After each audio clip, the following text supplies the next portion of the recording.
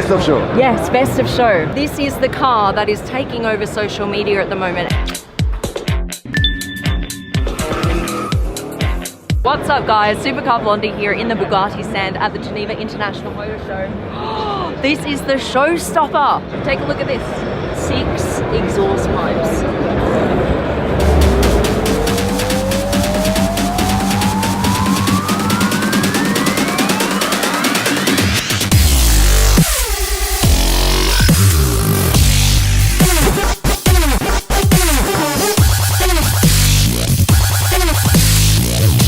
This is not a car that Bugatti has made and they're looking for a buyer.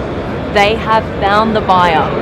It is already sold for $19 million. This is now the most expensive new car on the market. Of course, there are other cars in the world that are more expensive, like the classics. Why is it worth that much? Bugatti has been for a long time the pinnacle of luxury and power. This is something even the most wealthy people in the world have trouble getting their hands on. This is still super exclusive brand. You know, even with the Chiron, there are only a few hundred units made. With the Divo, there are only 40. And with this car, this is only 1. They are pushing those limits. What is a hypercar going to be worth in future? It started at $11 million, but with tax and all of the, you know, import duties, etc., it has now gone up to $19 million. This is just a body at the moment, something that they've just mocked up in a few weeks. There's no door handle. That's because at the moment there is no interior. The interior is still all being designed. We're about to speak to the head designer of Bugatti because he is responsible for this incredibly sleek design. And then this line that runs from the front of the car all the way down, including the windshield wiper here. That's an ode to the original black vehicle. So what kind of design features they took from that original car and has been reborn here today. We are here with the lead designer of Bugatti, Achim. So nice to see you. Did I pronounce your name right? Nice to meet you, Alex. Did I get it okay? Yes. Your name? Okay, yes. Sweet. All right, let's get going. The actual car will be ready in 2021, correct? Correct. This is just a design mock-up that we built in a matter of 12 weeks, actually. Wow. It's only 3 months ago we sat down with the client and told him this is what we want to do for Geneva.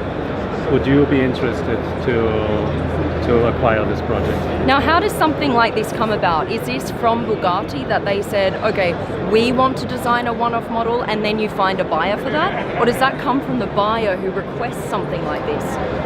It's the first. We think what we want to celebrate during 110 years Bugatti, and we finish the project virtual, and then we show it to a client and say, would you be interested to be with us in Geneva for this project?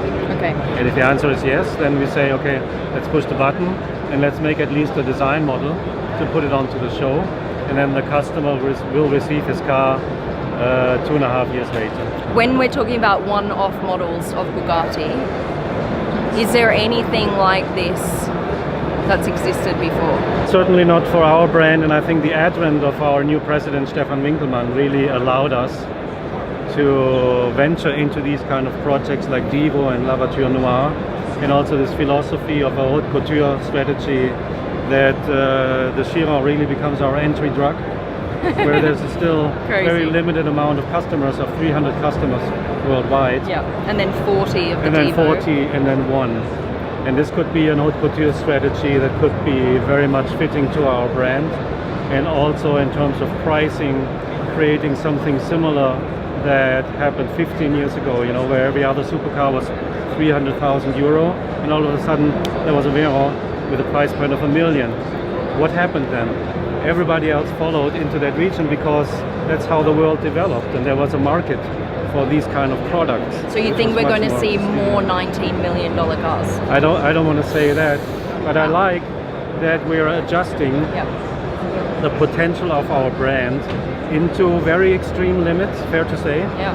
But it proves a point that it is possible if the product is so exclusive and done with so utmost care that the customer sees it as something that is valuable for his collection, not only today or in 10 years, but also in 50 years' time. And when we see this fully built, will we see the same color scheme in 2021, or might all of that change? This is a really good question. It will be exactly this Really? configuration. Yeah. And this is nice for a car designer. Because normally we have to get our head around, does this also work in white, in silver, in yellow, Yeah. in light blue, anthracite, Yeah. Does it have the same effect? visible carbon fiber, all colors there. Here we know what we're dealing with, and that's why I can concentrate as a designer on the foreground and the background reading, on the first read, second read, third read. And the first read are the DNA elements, the second read is the proportion, obviously, and then I get more into the depth of the car and into the materiality. Right. But I know all this will happen forever like that, because it will only stay black. Ah, You know, perfect. it will always work in this concept. The visible carbon fiber is not visible in a first glance. Everybody Oh, thinks yeah. when you come close, if you really put some light on it, you see there's still visible carbon underneath.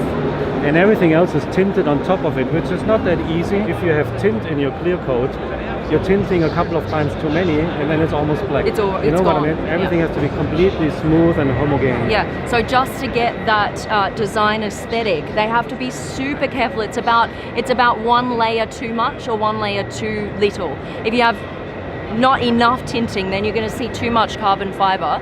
If you have too much, you're not going to see it at all. Then it looks great. Yeah, and it's just that balance between seeing it and not seeing it from afar. A normal rim that we would see, we would really only see these spokes, these main spokes, here, here, here. Exactly.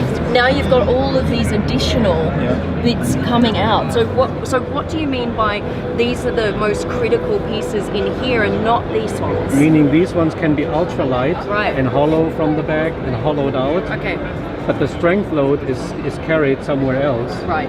And this leads to a different kind of aesthetic, and this technical development could be very much Bugatti. This, I mean, this we've never seen before. It's like no. a spider web in here. It's Yeah. incredible. My engineers really like me for that idea. But the idea comes from them, Yeah? but we have asked if we can please put it on a show car in order to get working on that subject and translate it into production. To see how it actually works Exactly. in real life. Mm. Yeah, okay, so we might be seeing these rims before 2021. I hope so. That's cool.